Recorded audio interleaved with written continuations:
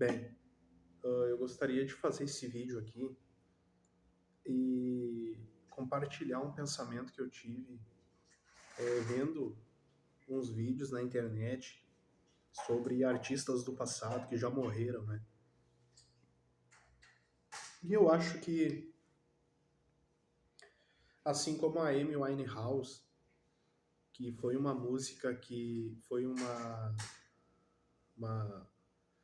vamos dizer assim, uma artista, uma cantora espetacular, internacionalmente conhecida, mas que ela tinha uma áurea meio underground, assim, ela tinha uma áurea mais abafada, mais introspectiva. Ela não era... tanto que eu acho que lá no início talvez teve gente que meio que desconfiou que seria mainstream, né? Mas assim, eu gostaria de citar três artistas que eu considero artistas do meu ponto de vista, e são pessoas que não demonstraram muita coisa. Muita coisa assim de ter uma ampla carreira, de 500 anos de carreira, 40 anos de carreira, 50 anos de carreira, que foram três nomes. Três nomes. O primeiro, Franz Kafka. Eu vejo por aí um monte de gente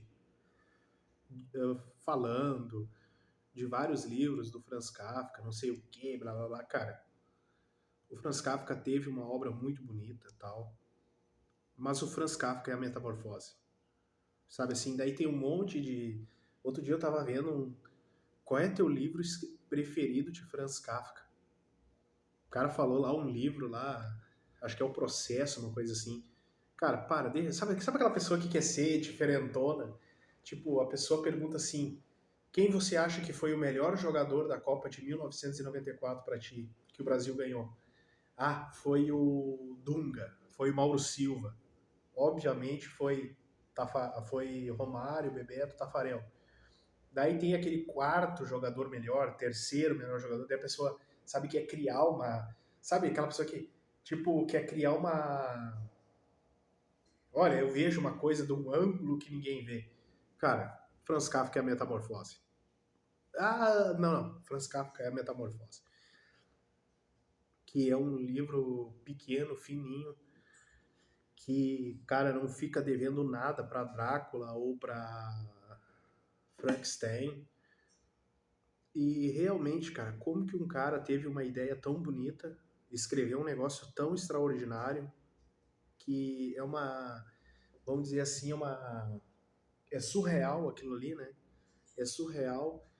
E eu não sei porquê, quando eu penso em A Metamorfose, eu penso muito, lógico que são gêneros diferentes, né? São distopias, né? Por exemplo, 84, Revolução dos Bichos, sei lá, Admirável Mundo Novo, sabe essas coisas, Fahrenheit 451 ou Laranja Mecânica, são distopias, ou aquele do Kurt Vonnegut lá, o Matadouro 5. Então, assim, tipo, são distopias, mas eu coloco no mesmo nível, eu coloco, inclusive, Matadouro 5, muito... uma coisa muito... Kurt Vonnegut é um dos caras subestimados, né? Ele não tá na mesma linha, na mesma partilheira que as pessoas dizem, né, do Aldous Huxley, essas coisas, mas ele é um cara muito grande. E, tipo, cara, o Kafka foi isso, cara. O Kafka, ele não teve uma obra extraordinária. E o Kafka não teve filhos, né? O Franz Kafka não teve filhos, ele não montou família, ele era um cara solitário.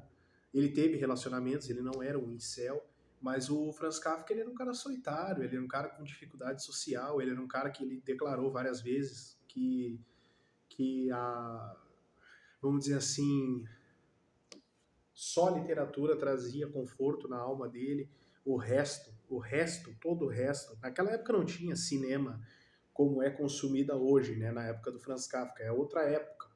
O cara, para ver um filme, tinha que ir lá no cinema e tal, e mesmo assim era uma coisa completamente rara, né? Não é como é hoje, que a gente é bombardeado por filmes, seja em qualquer tipo de mídia.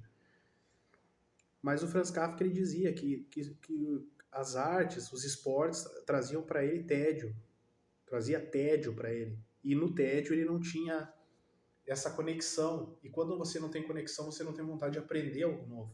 Ele não tinha, meio que causava tédio nele, né? E era isso. E o Franz Kafka era um cara que morreu cedo, né? Então, daí outro cara foi o Franz Klein, que foi um pintor nova-iorquino. Esse, sabe aqueles pintores que aparecem lá no Sex and the City? Se eu não me engano, tem uns 3 ou 4 pintores que aparecem durante a série inteira. Que sempre vai ter, né? Aquele romance da Miranda, da Charlotte, ou a da Samantha com algum pintor jovem, algum pintor velho. Porque é bem coisa de Nova York, né? Aquele pintor mais, vamos dizer assim, mais americano mesmo, no centro dos Estados Unidos. E o pai de tudo isso talvez tenha sido Franz Klein, que foi o primeiro grande pintor abstrato, assim, a nível nacional, a nível mundial, e um cara que, assim, as ideias dele, ele era um cara maluco, ele pintava telas gigantes, ele pintava com vassoura, ele usava tinta automotiva, ele usava tinta barata, tinta vagabunda.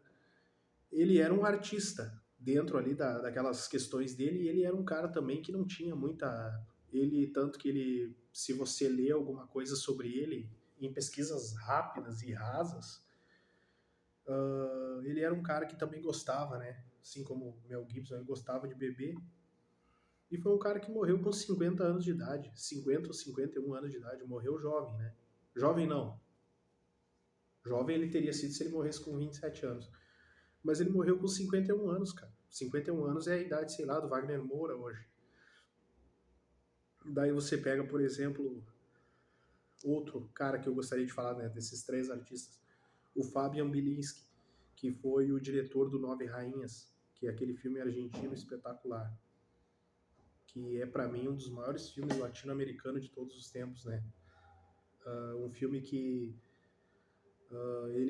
o mais próximo que filmes que chegaram perto desse filme aqui no Brasil foi O Homem que Copiava e O Homem do Ano, talvez, né? Que tem essa atmosfera, mas eu colocaria ainda O Homem que Copiava. Mas você pega, por exemplo, Nove Rainhas, é um filme espetacular, cara. Nove Rainhas é um filme extraordinário e é um diretor que dirigiu pouca coisa. Ele morreu, inclusive, aqui no Brasil, em São Paulo, né? O Fabian Bilinski, que era um diretor que é um cara que, lógico que ele tem, se não me engano, 4 ou 5 filmes, mas Nove Rainhas foi o filme que meio que dissertou, meio que encaminhou a imortalidade dele, vamos dizer assim, nesse nicho do cinema, né? Se você pensar em cinema argentino, Nove Rainhas vai entrar no mínimo entre os 10 filmes principais, ou entre os... vai estar lá, né? Nove Rainhas, e é um filme cult, é um filme, eu diria que até que é um filme noir. Para mim, Nove Rainhas é um filme noir, embora ele não seja tão escuro assim, mas ele é um filme noir, né? Nove Rainhas. Então, assim, é esse o propósito que eu gostaria de falar, né? Tem tantos artistas que ficam ali anos e anos e anos nas suas áreas, né? E daí você pega Franz Kafka, você pega Franz Kafka, Franz Klein e Fabian Bilinski, que foram 3 artistas que não tiveram longevidade extraordinária em suas áreas. Não fizeram muitas e muitas coisas, mas você vê que, inclusive, todos morreram mais ou menos ali, não, a não ser o Kafka, né, que morreu antes, mas todos morreram ali, não morreram tão velhos, né? Então eu acho que não fizeram tantas coisas. Então, assim, então você pega, por exemplo, agora um nome que me surgiu agora, por exemplo, o Juan Rulfo, que escreveu lá o Pedro Páramo, né, que é um livro fininho, igual a Metamorfose.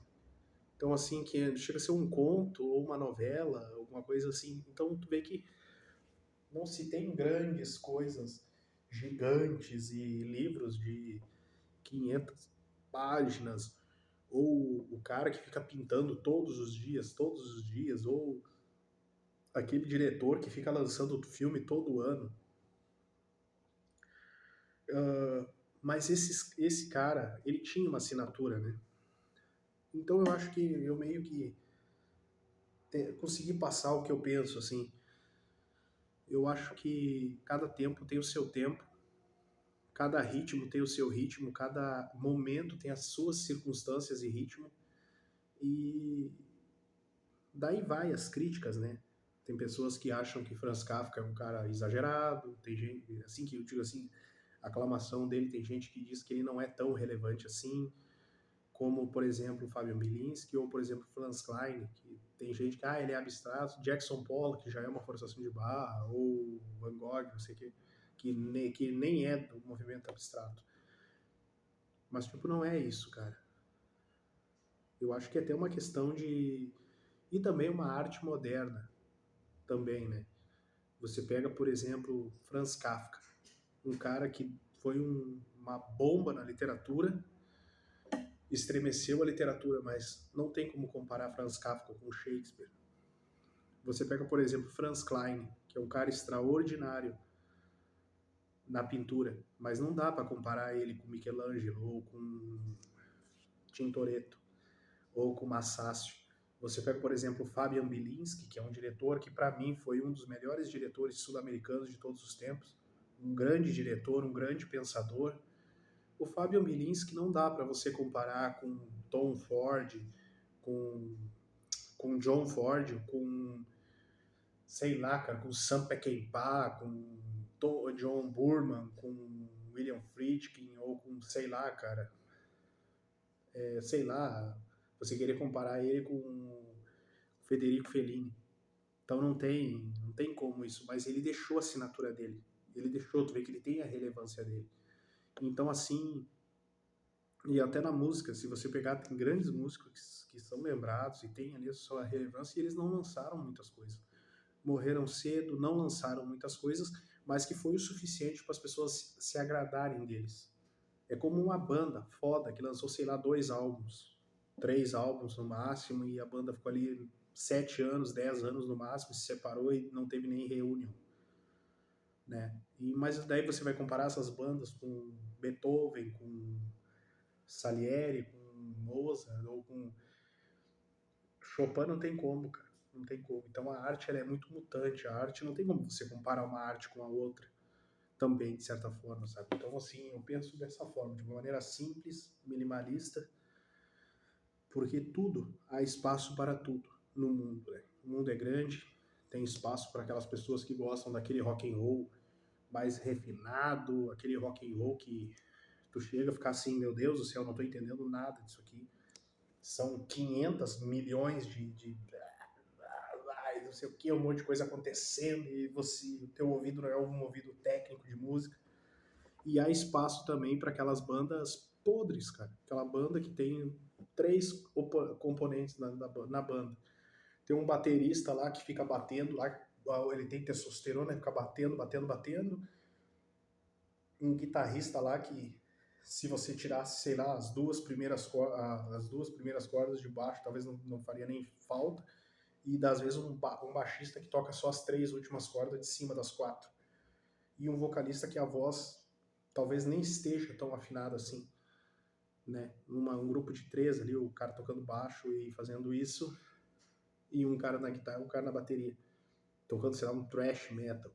E aquilo ali pode ser chamado de música. Cada um tem os seus limites, cada um tem as suas limitações, sabe? Você querer, sei lá, cara, tem a vida é diferente. Aí pensa coisa você querer, sei lá, cara, como é que você compara Deftones com, sei lá, cara, com Sodom? Não tem como, cara. Não tem como você comparar.